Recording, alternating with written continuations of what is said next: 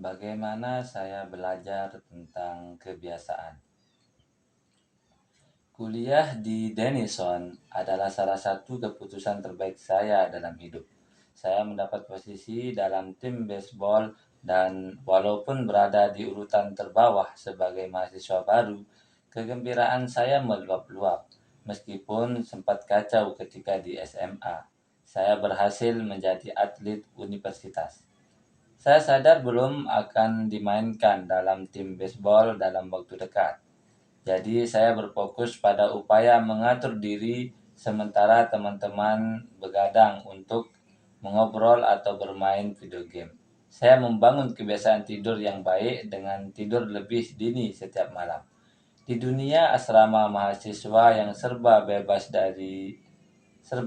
dan jorok, saya bertekad membuat kamar saya tetap bersih dan rapi. Perbaikan-perbaikan ini remeh, tapi memberi saya kesan mampu mengendalikan hidup. Saya mulai merasa percaya diri lagi, dan kepercayaan diri yang mengangkat ini berimbas ke kelas karena kebiasaan-kebiasaan belajar saya ikut membaik dan saya berusaha meraih A untuk semua mata kuliah selama tahun pertama. Kebiasaan adalah rutinitas atau perilaku yang dijalankan secara teratur dan dalam banyak kasus secara otomatis.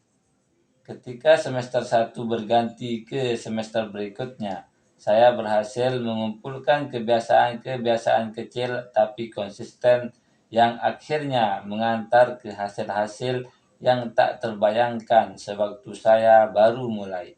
Sebagai contoh, untuk pertama kali dalam hidup, saya membiasakan mengangkat beban beberapa kali seminggu.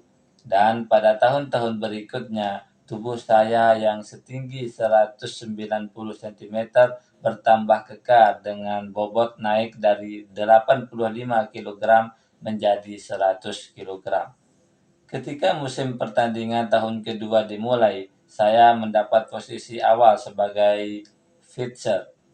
Pada tahun berikutnya, saya terpilih sebagai kapten tim. Dan pada penghujung tahun, saya terpilih menjadi anggota tim utama.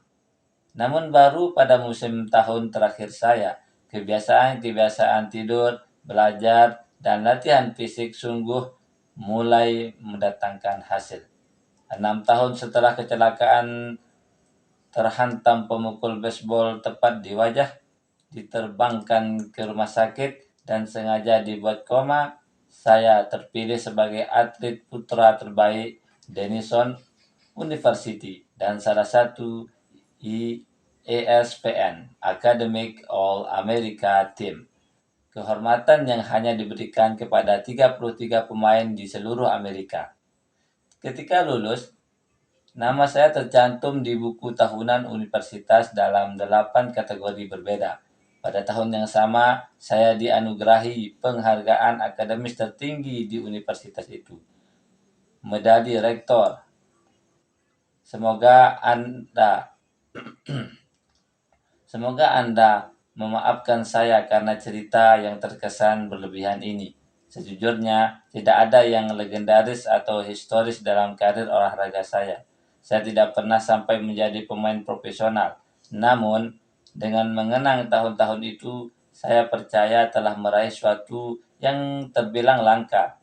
Saya berhasil memaksimalkan potensi, dan saya percaya konsep-konsep dalam buku ini juga dapat membantu Anda memaksimalkan potensi. Kita semua berhadapan dengan tantangan dalam hidup. Bagi saya, tantangan itu adalah cedera dalam olahraga, dan pengalaman itu mengajarkan sesuatu yang sangat penting. Perubahan-perubahan yang terkesan kecil dan remeh pada awalnya akan memberikan hasil-hasil yang menakjubkan bila Anda bersedia menjalaninya sampai bertahun-tahun. Kita semua berhadapan dengan kemunduran, tapi dalam jangka panjang, kualitas hidup kita seringkali bergantung pada kualitas kebiasaan kita.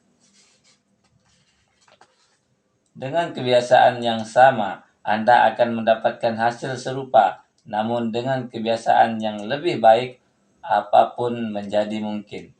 Barangkali ada orang yang mampu meraih kesuksesan luar biasa dalam semalam. Saya tidak kenal satupun di antara mereka, dan saya jelas bukan salah seorang di antara mereka.